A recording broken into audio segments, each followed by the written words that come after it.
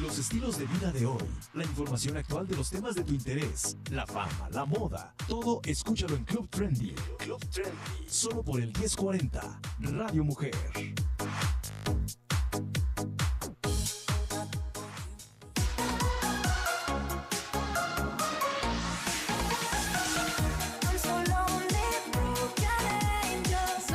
De la tarde con 17 minutos y me olvidé de decirles que tenemos un libro para ustedes.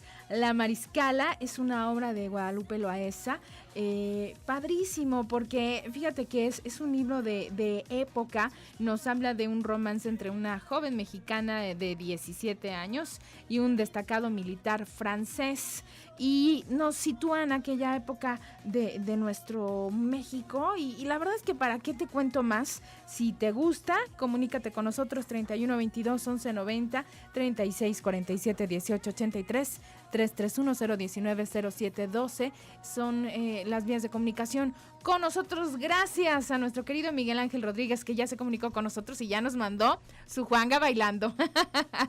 Y bueno, fíjense, nada más para terminar con el tema del consumo responsable de esta campaña. En nuestras redes sociales van a encontrar, ya se compartió en este momento, esta guía para los padres, que la verdad está muy interesante, porque además de que te habla de los aspectos fisiológicos de el consumo del alcohol, qué pasa con el alcohol en nuestro cuerpo, además de esto te dice por edades cómo le tienes que hablar a tus hijos sobre este tema, que está padrísimo. Es una guía completamente gratuita para que lo descarguen. Y bueno, nosotros entramos en nuestro tema principal. No podemos hacernos los sordos, ¿no? Ni los ciegos con respecto a la situación que hoy es más notoria tal vez en nuestra ciudad, pero es un problema de hace muchos años. Si hablamos de la situación migratoria, que bueno, hay personas que vienen desde América Latina o de Centroamérica y que evidentemente por su situación difícil deciden tomar este camino y este riesgo para ir a cumplir el sueño americano, el famoso sueño americano. Para hablar al respecto tengo con nosotros a Luis Enrique González Araiza, que él viene a representar la Asociación Dignidad y Justicia en el Camino AC, Paso FM4, Paso Libre, a quien le doy la bienvenida. Muchas gracias por acompañarnos, Luis Enrique. ¿Cómo estás? Muy bien, muchas gracias a ti y a tus radioescuchas por el espacio. ¿Qué pasa con nuestra ciudad? Últimamente vemos casi en ciertas zonas, en cada esquina, no a uno, sino a varios migrantes que pues no vienen a instalarse, sino que vienen a seguir, a lo mejor a hacer una pausa y a continuar. ¿Cuál es la situación actual? ¿Qué me puedes decir al respecto? Sí, como bien lo dices, lo que estamos viendo es que se está visibilizando un poco más este fenómeno de la migración en tránsito. Pero decirte y recordar a tus radioescuchas que seguramente todos y todas tenemos algún familiar en Estados Unidos, ¿no? que ha migrado. Con eso también desde la organización siempre hablamos que hay que interpelar la historia de todos y de todas respecto a la migración. Todos tenemos un pariente en Estados Unidos, ¿no? Si ahorita, si en este momento tus radioescuchas hicieron un ejercicio mental, se pueden acordar de su pariente que está hoy en día en Estados Unidos trabajando y haciendo su vida, ¿no?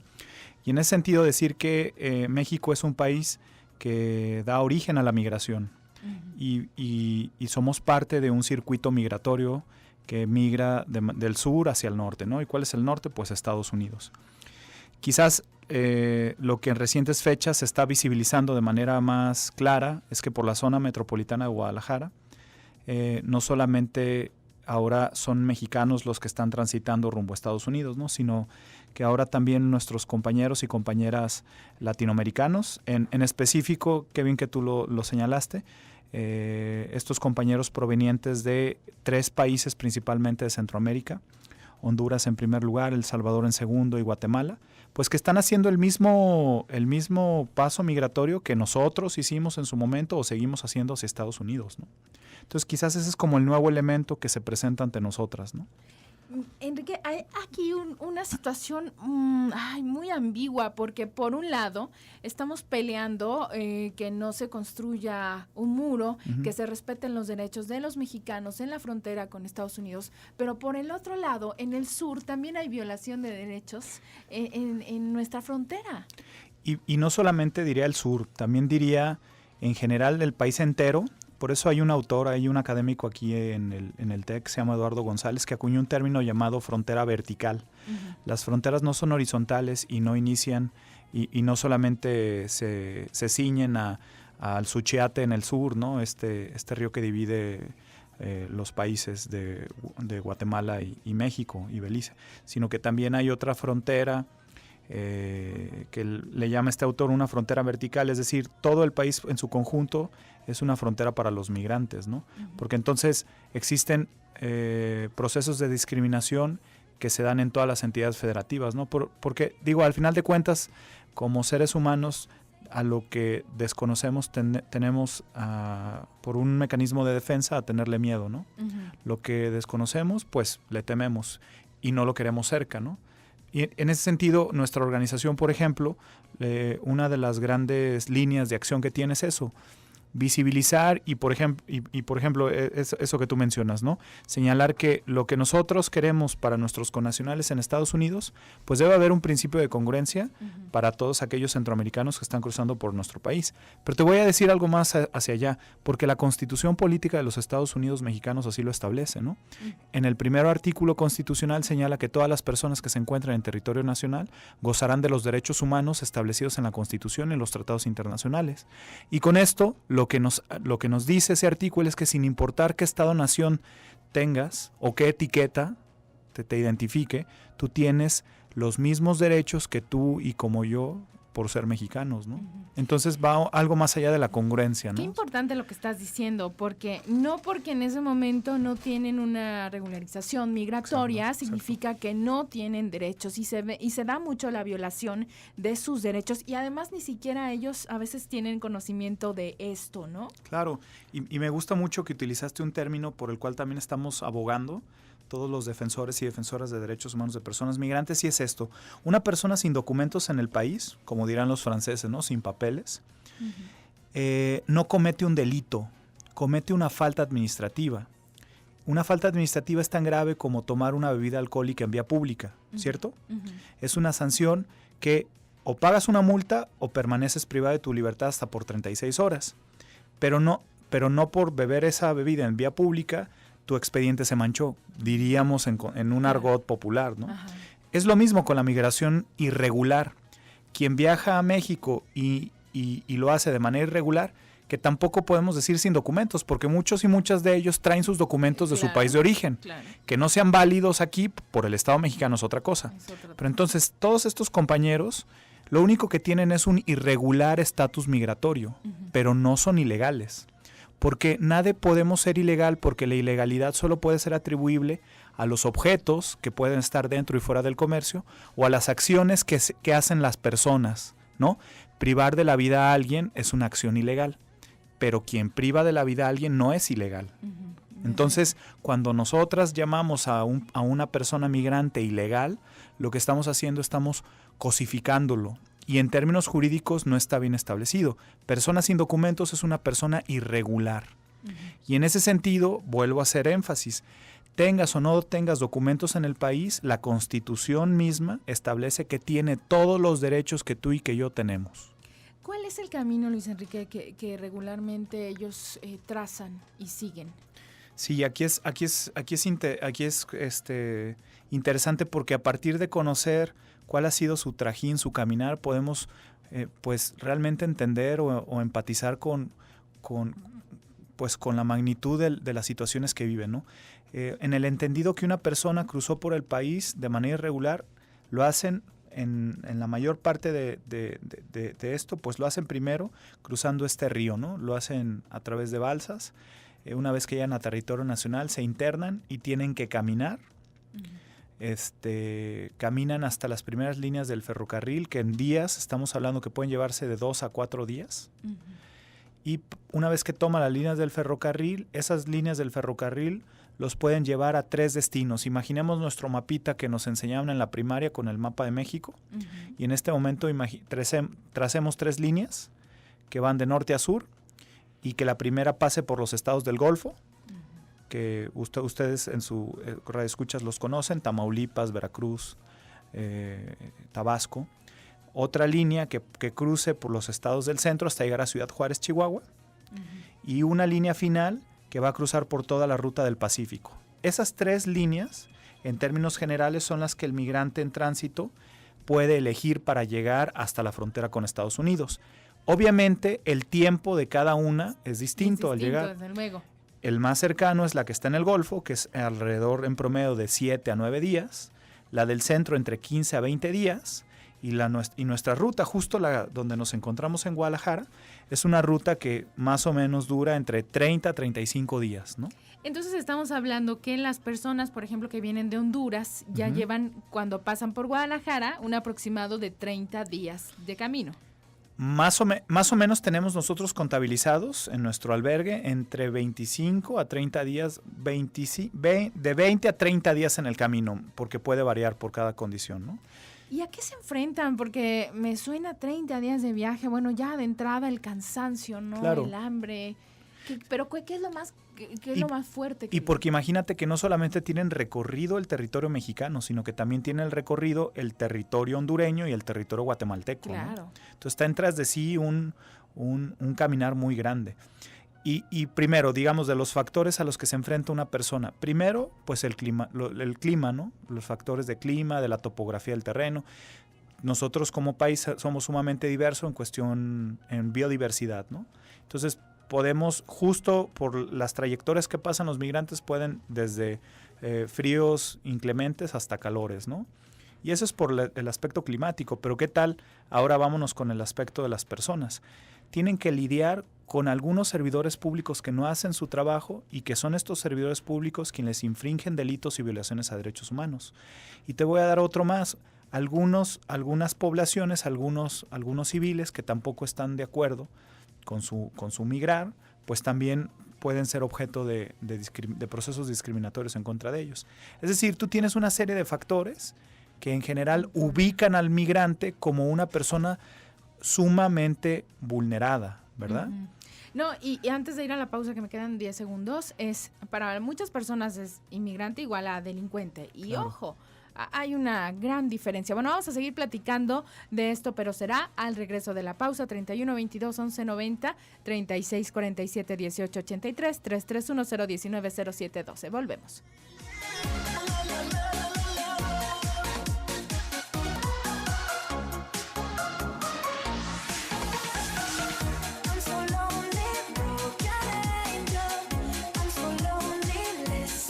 De la tarde con 33 minutos. El Club Trendy está de regreso. Tengo este ejemplar, La Mariscala, una historia de amor en la corte de Maximiliano y Carlota, de Editorial Planeta. Es para ti si te comunicas. Y bueno, si eres ganador, 31 22 11 90 36 47 18 83 331 019 07 12. Muchas gracias.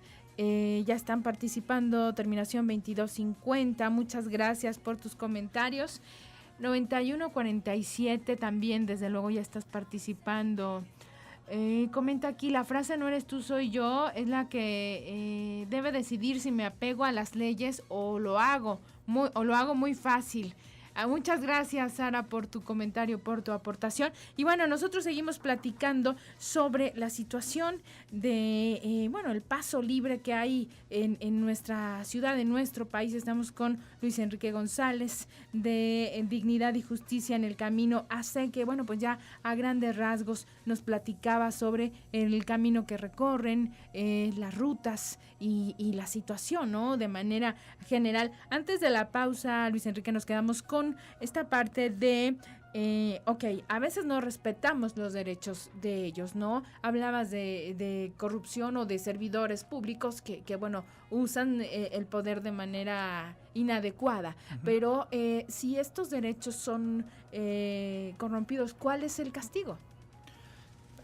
como yo te decía, también como todas las personas, sin importar qué etiqueta tengan, migrante o no migrante, tienen los mismos derechos, pues un derecho primordial es el acceso a la justicia. Entonces una persona migrante puede interponer una denuncia ante el Ministerio Público y que se abra una carpeta de investigación sin necesidad de tener o no documentación. Entonces él puede levantar una denuncia.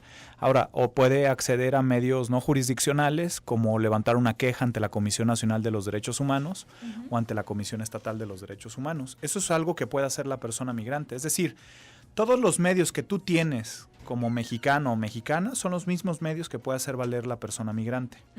Ahora, lo difícil aquí es que, pues imagínate el grado de vulnerabilidad que tienen, y voy a hacer énfasis ahí, porque imaginémonos que el migrante o la migrante entró por el país como un fantasma. Porque cuando tú y yo viajamos a cualquier otro estado o nación, lo que sucede es que en el pasaporte se nos registra la entrada a ese país, ¿cierto? Sí. Y con eso el país acredita que tú estás dentro. Claro. Pero un migrante que viaja sin documentación, pues realmente nadie da fe que se encuentra en ese país. Entonces es un fantasma cruzando por el país. Por eso Alejandro Solalinde, este párroco, este padre que tiene un albergue en Ixtepec, señala que los migrantes son el botín de guerra, ¿no? En este contexto de violencia que tenemos en México. Porque un migrante puede ser violentado, puede ser mutilado, puede ser cualquiera de las formas de violencia que se ejerce con cualquier persona en el país, pues lo hacen y nadie lo reclama.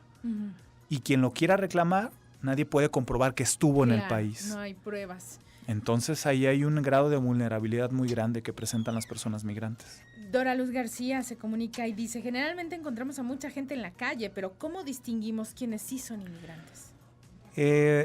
Por ejemplo, ¿cuál es la postura que nosotros como organización tenemos? Pues bueno, es muy clara. Nosotros somos defensores de personas migrantes, pero tampoco incitamos a procesos de discriminación con otra población. En el tema concreto de las personas en situación de calle, pues es otra población que sistemáticamente ha sido vulnerada con sus derechos. Lo que yo apelaría es, pues cuando uno es solidario con el otro, con la otra, pues poco nos importa saber si es o no migrante. ¿Qué es lo que decimos nosotros?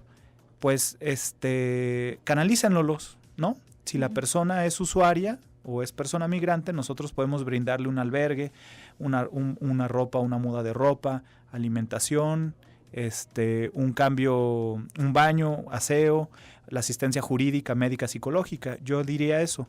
Más allá de identificar si es o no migrante, que nadie lo sabe, porque es como decirte, tú o yo somos migrantes, pues de hecho lo podemos ser migrantes internos, ¿no? Desde luego. Entonces, realmente identificar eso no, yo apelaría a eso. ¿Por qué no se canalizan? Que se les entregue, si se meten a nuestra página de internet www.fm4pasolibre.org, tenemos un mapita que pueden descargar donde está nuestro centro de atención al migrante, lo pueden imprimir y se lo pueden entregar a las personas que vean, ¿no? Fíjate que acabas de decir algo muy importante, porque yo pensaba en una persona que ya lleva de 25 a 30 días de viaje, que a lo mejor viene, no sé, con el corazón apachurrado porque se tuvo que ir de su país y a lo mejor va a extrañar a su mamá, a sus hermanos, a sus hijos, y no sabe con qué fortuna va a llegar y cuánto tiempo va a tardar en llegar. Quizás no tenga en ese momento en la cabeza, voy a Guadalajara, en calle tal está un centro en donde me pueden ayudar. O sea, ¿cómo le llega esa información a ellos? Que es muy importante que la tengan. Sí, por ejemplo, nosotros somos parte de una red de documentación de defensores de personas migrantes que aglutina más o menos 23 casas en todo el país. Y en esa red se les informa a los compañeros y compañeras cuando llegan a los servicios de esas casas que si se van por una u otra ruta van a tener estos lugares donde les brindan ayuda. En ese sentido, eso es como la primera información. La segunda es a través de la red social, no en el entendido de dispositivos electrónicos, sino la red social que se forma a partir de la oralidad. Cuando tú llegas a tu destino en Estados Unidos, y tú tienes un pariente que va a hacer la ruta, pues le vas a decir, en Guadalajara hay estos chicos, estas chicas que tienen este albergue para personas migrantes que puedes ir, que está cerca de las vías en Calderón de la Barca 468A, en la colonia Arcos Vallarta. Acércate con ellos, que te van a ayudar, ¿no? ¿Qué clase de ayuda es la que le ofrecen? Y sobre todo, quienes nos están escuchando, ¿cómo podemos ayudar? Porque, ojo, a veces nos piden y decimos, ok, mi mejor ayuda es darle dinero, ¿o cuál es mi mejor ayuda? Bueno, como organización apelamos que se acerquen a nosotras. decirles que esta organización no sería nada sin dos pilares fundamentales.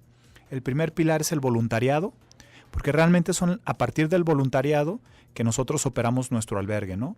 Son más o menos 110 personas hoy en día que se conforman en 14 grupos los 7 días a la semana, turno matutino y vespertino, que son ellos quienes otorgan estos servicios de alimentación, llamada telefónica, entrevista, canalización médica, psicológica o jurídica, ¿no? Uh-huh.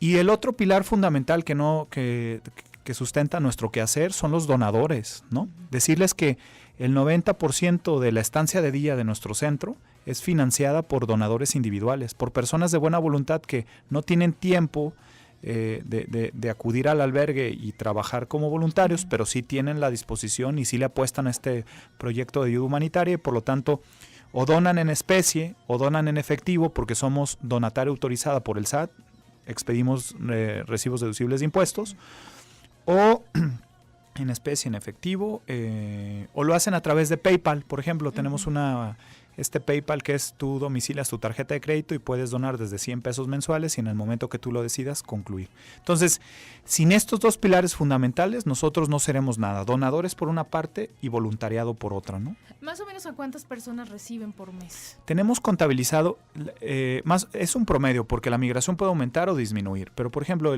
este mes que pasó, julio de 2017, contabilizamos más o menos 470 personas que le dimos ayuda humanitaria durante ese mes. Pero hemos tenido meses de 680, ¿no? Uh-huh. Personas, dependiendo. No tenemos definida un número en específico, dado que la migración irregular, pues es eso, son como oleadas, ¿no? Pero ¿a qué obedece este fenómeno? Es decir, hay épocas en las que, es más, ¿qué tipo de épocas son? Por ejemplo, pues, ¿Navidad? No, pues mira, te puedo decir que, ¿te acuerdas los factores que yo te dije? Que es sí, desde claro, servidores públicos hasta climatológicos. Pues mira, imagínate que por una catástrofe natural estén incomunicadas las vías o las vías del ferrocarril estén obstruidas. Pues eso va a señalar que no va a haber flujo, ¿no? Uh-huh. Sin ferrocarril no hay flujo. No sé, con estas lluvias intensas, la población tiende a esperarse en donde están y no seguir camino, ¿no? O, por ejemplo, sucesos de violencia determinados que también hace que las poblaciones disminuyan, ¿no? Uh-huh.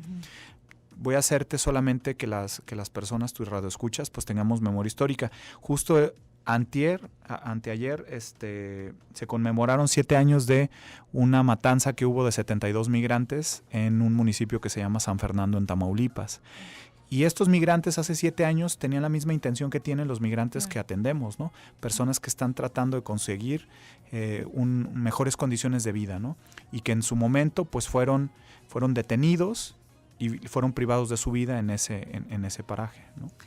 Muy fuerte, ¿no? La situación que enfrentan y sobre todo que vemos que hay mujeres, hay niños. Ustedes tienen, ya nos decías, son fantasmas, pasan por nuestro país y no hay registro, pero ustedes cuando ya llegan a sus instalaciones, ¿tienen alguna noción del porcentaje de hombres, de mujeres, de niños? Sí, particularmente esta ruta en la cual nos ubicamos, que es la del Pacífico, perdón. Es una ruta que es poco integrada por mujeres, ¿no? Más o menos nosotras tenemos una contabilidad de 93% son varones los que atendemos y solo 7% son mujeres. ¿Por qué? Pues porque es una ruta que físicamente pide mucho, ¿no? Si tú haces un comparativo con la ruta del Golfo, esa ruta hay un mayor número de compañeras tratando de emigrar, ¿no? Luis Enrique, se nos termina el tiempo, pero no quisiera que despedirte sin que nos digas en dónde podemos sumarnos a esta Claro, causa. Síganos en nuestras redes sociales, es @FM4 Paso Libre, es en Facebook, en Twitter y nuestra página web, en Instagram también, nuestra página web www.fm4pasolibre.org. Y físicamente es un albergue de puertas abiertas. Por favor, todos y todas quien quiera solidarizarse o conocer nuestro proyecto de ayuda humanitaria, vaya. Estamos ubicados en la calle de Calderón de la Barca, 468A, Colonia Arcos, Vallarta, entre Niños Héroes y Agustín Yáñez, justo a 3 cuadras de la Minerva. Vayan, convénzase que nosotros somos una ONG seria que no está jugando a ayudar, sino que queremos solidarizarnos con esta crisis humanitaria. Muchísimas gracias. Hacemos una pausa comercial y volvemos al Club Trendy.